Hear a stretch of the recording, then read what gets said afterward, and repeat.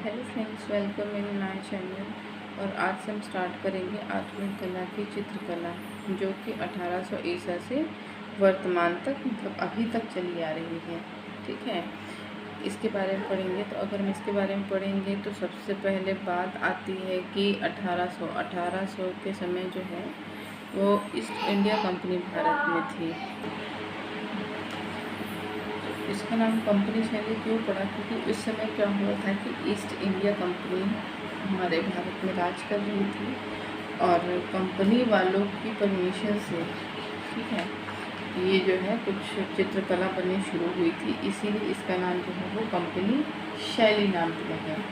अब ध्यान दीजिएगा, ठीक है, मुग़ल साम्राज्य, ठीक है, मुग़ल साम्राज्य के बाद क्या हुआ था, जैसे मुग़ल साम्राज्य का पतन होने लगा था तो उसके जो कलाकार थे वो कहाँ आ गए थे? राजस्थानी और पहाड़ी शैलियों में आ गए थे, है ना। और उसके बाद क्या हुआ, यहाँ पे हमारी अंग्रेज़ यानी कि हमारी फिर उसमें कंपनी शैली आई थी। ठीक है, तो ये पूरा जो है एक तरफ से आप देखिएगा, पहले मुग़ल कला का काल रहेगा, ठीक, उसके बाद फिर राजस्थानी का काल रहेगा और उसके बाद फिर ये जो है हमारी कंपनी शैली का रहेगा। ठीक है ना।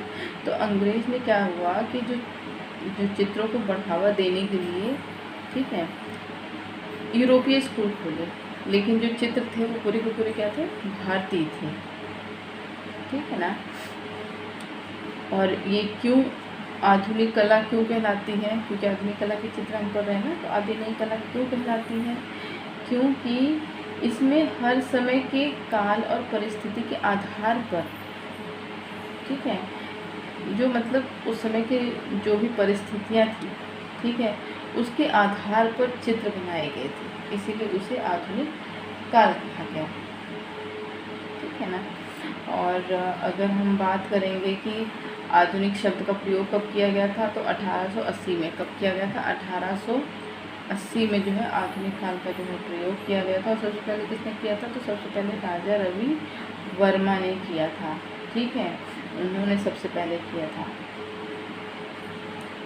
ठीक, अब देखिए, कंपनी शैली को और किस नाम से जाना जाता है? इसे पटना शैली के नाम से जाना जाता है। क्यों जाना जाता है? क्योंकि ये पटना के आसपास ही जो थे क्षेत्र में, वहाँ पे सबसे पहले पनपना शुरू हुई थी। बाजारू शैली क्यों कहा गया? क्योंकि ये चित्र ना बाजार में जाके बिकते थे, मतलब लोग इससे कमाई करते थे। ठीक, इसीलिए इसे बाजारू शैली भी कहा गया। अभी तक हम जितने भी पढ़े थे उसमें कहीं भी ये नहीं था कि नहीं इस चित्र को बेचा गया था, लेकिन ये जो थी जितने भी कंपनी शैली में चित्र थे उन सबको क्या किया गया था? बेचा गया था। ठीक है, जो चित्रकार थे अपने चित्र जा करके बेचते थे। ठीक है, और अगर हम बात करेंगे कि इसमें अंग्रेजी जो तकनीक से, ठीक है, भारतीय पद्धति में चित्र सबसे पहले किसने, मतलब चित्रकार का अगर नाम आएगा तो किसका आएगा? राजा रवि वर्मा। ठीक है, क्योंकि राजा रवि वर्मा ही थे जिन्होंने अंग्रेजी तकनीक से भारतीय पद्धति में चित्र बनाए थे। ठीक, यहाँ तक आपको समझ में आ गया। अब उसके बाद हम आगे पढ़ते हैं हमारी कंपनी शैली के बारे में। ठीक है, तो अब देखिए थोड़ा सा इसके बारे में क्या है। 18वीं सदी के मुग़ल काल के चित्रकारों पर ब्रिटिश कलाकारों की कला का बहुत प्रभाव पड़ा। ठीक है, उनकी कला में यूरोपीय तत्वों का बहुत अधिक मिश्रण हो गया था। ठीक, इस प्रकार जो नई शैली विकसित हुई उसे क्या कहा गया? कंपनी शैली कहा गया। ठीक है, डेफिनेशन तो नहीं आएगी लेकिन आपको पता होना चाहिए, क्योंकि इसमें से क्वेश्चन कहीं से भी पुटअप कर सकता है ना। इसमें से आपके हार्डली 2 या 3 क्वेश्चन जो है वो आते हैं। ठीक, तो थोड़ा सा ध्यान से पढ़िएगा।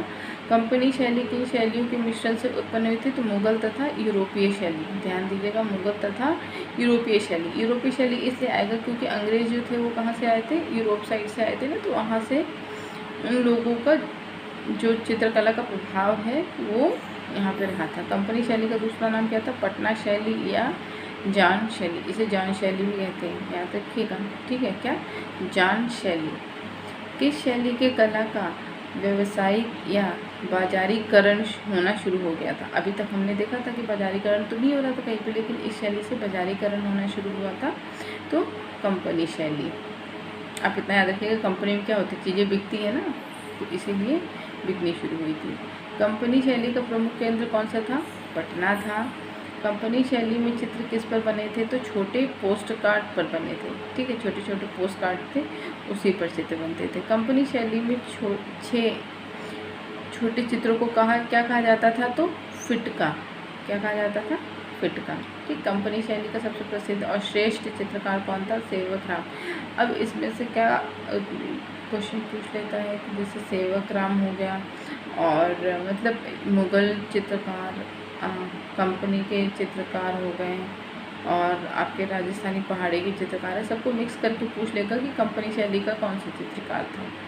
आपको पता होना चाहिए कि कौन से थे। तो चित्रकारों के बारे में एक सीरीज़ में कोशिश करूँगी पूरा कि पता रहे कि कंपनी शैली में कौन से सिर्फ चित्रकार हो, क्योंकि चित्रकारों में ना बहुत ज़्यादा क्वेश्चन जो है ना वो डाउटफुल पूछ लेता है, तो बहुत कन्फ्यूजिंग, डाउटफुल भी नहीं, कन्फ्यूजिंग क्वेश्चन पूछ लेता है। ठीक। कंपनी शैली में कागज़ तथा हाथी के दांत पर चित्रकारी बनाने वाला पहला चित्रकार कौन था? तो कौन था? शिवलाल। ठीक है, शिवलाल। कंपनी शैली में पोर्ट्रेट बनाने के लिए कौन प्रसिद्ध था? तो लालचंद्र और गोपाल चंद्र। कौन थे? लालचंद्र और गोपाल चंद्र। ठीक है। काशी नरेश डब्लू राम के 2 शिष्य कौन थे? तो लालचंद्र और गोपाल चंद्र, यही थे। ठीक। उसके बाद देखिए, लालचंद्र व गोपाल चंद्र कहाँ से आए थे? तो ये काशी से पटना आए थे। कंपनी शैली के प्रमुख चित्रकार कौन कौन है? तो फिरका चंद, झुमका लाल, सेवक राम, लालचंद, गोपाल चंद, शिवलाल और ईश्वरी प्रसाद। ठीक है, गोपाल चंद, शिवलाल और ईश्वरी प्रसाद, ये नाम अच्छे से याद कर लीजिएगा। कंपनी शैली का अंतिम चित्रकार कौन था? ईश्वरी प्रसाद, जो ईश्वर को बाद में प्यारा हो गया। ठीक है, तो कौन हो गया उसको? ईश्वरी प्रसाद, है ना। कंपनी शैली का विषय क्या था? तो जन सामान्य विषय था। ठीक है, जन सामान्य इसलिए विषय था क्योंकि मतलब रोज़मर्रा की चीज़ें जो है वो बनाई जाती थी। कंपनी शैली के भित्ति चित्र बनाने के लिए कौन प्रसिद्ध था? तो डल्लू राम प्रसिद्ध था। और डल्लू राम कहाँ से आया था? जयपुर से अलवर, अलवर से काशी तथा काशी से फिर वो पटना आए थे। कंपनी के समकालीन लखनऊ में कौन सी शैली प्रचलित थी? रूमी शैली। क्वेश्चन इंपॉर्टेंट है कि जब कंपनी शैली चल रही थी उसी समय लखनऊ में कौन सी शैली चल रही थी? तो रूमी शैली चल रही थी। कंपनी शैली में कितने चश्मे के चेहरे के प्रयोग हुए? तो 1.5 चश्मे के। 1.5 चश्मे मतलब एक पूरी आँख और एक आधी आँख बन रही थी, मतलब उस तरह से हल्का सा तिरछी आकृति बन रही थी, मतलब तिरछे खड़े हैं। लॉर्ड मिंटो ने चित्र किससे खरीदे थे? तो सेवक राम से खरीदे थे। ठीक, लॉर्ड मिंटो ने। लॉर्ड मिंटो कौन था? ये ईस्ट इंडिया कंपनी के थे। ठीक है, मतलब अंग्रेज थे। कंपनी शैली में छोटे आकार के चित्रों का नाप क्या था? 8x6। ठीक, 8 लंबाई, 6 चौड़ाई। ठीक, इस तरह जैसे पोस्ट कार्ड होते हैं ना उस तरह से। ठीक है। कंपनी शैली में बड़े आकार के चित्रों का नाप क्या रहता था? तो 22x16 रहता था। पटना शैली में प्राचीनतम उदाहरण किस शैली से मिलते हैं? तो गांधार शैली, ये भी इम्पोर्टेंट है। पटना शैली के प्राचीनतम उदाहरण किस शैली से मिलते हैं? तो गांधार शैली से मिलते हैं। ठीक। मुगल साम्राज्य के पतन के समय कौन सी कंपनी भारत में व्यापार के साथ राजनैतिक प्रभुत्व स्थापित करने आई थी? तो ईस्ट इंडिया कंपनी, सबको पता होगा ये तो। ठीक है ना। अब देखिए, 18वीं शताब्दी में किन चित्रकारों की संख्या बहुत अधिक हो गई थी? तो ब्रिटिश चित्रकारों की संख्या बहुत अधिक हो गई थी। ठीक। ईस्ट इंडिया कंपनी की स्थापना कब और कहाँ हुई थी? तो 1600 ईसा में इंग्लैंड में हुई थी। ठीक। ईस्ट इंडिया कंपनी की स्थापना के समय किस मुगल शासक का साम्राज्य था? तो सम्राट जहांगीर। यानी कि जब ईस्ट इंडिया हमारे भारत में आई थी तो उस समय मुगल कौन सा शासक था? तो उस समय जहांगीर शासक था। अब देखिए, राय कृष्ण दास ने पटना शैली को और किस किस नाम से संबोधित किया था? तो कंपनी शैली या फिर फिरंगी शैली के नाम से भी बोला था उन्होंने। ठीक है, इसको नाम दिया था। कौन सी शैली भारतीय कला के पतन का युग थी? तो कंपनी शैली। कंपनी शैली से ही भारतीय कला का, जो भारतीय कला जानी जाती थी अपने मूल रूप में, उसका पतन होना शुरू हो गया था और पतन हो भी गया था। ठीक है। मुर्शिदाबाद के कुछ कलाकार कहाँ आकर बसे थे? तो पटना आकर के बसे थे। पटना शैली के चित्रकार किस पर चित्र बनाते थे और इन्हें कहाँ बेचते थे? तो कागज़ तथा अभ्रक पर चित्र बनाते थे और इन्हें पटना के बाज़ार में बेचते थे।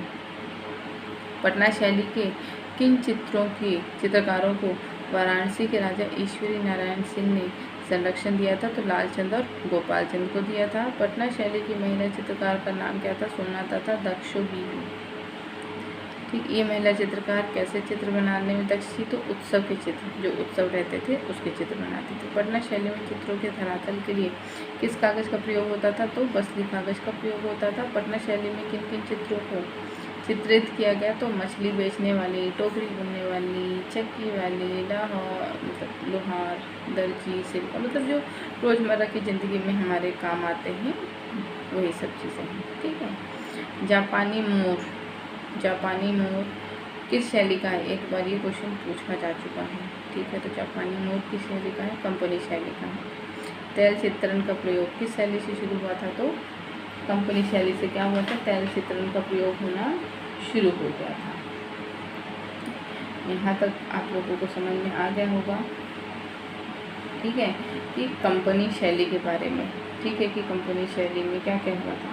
तो यार थोड़ी सी और चीज़ें हैं कि कंपनी शैली में जो है वो टेम्परा पद्धति और जल रंग का प्रयोग हुआ था। ठीक है, टेम्परा पद्धति और जल रंग का प्रयोग हुआ था इसमें।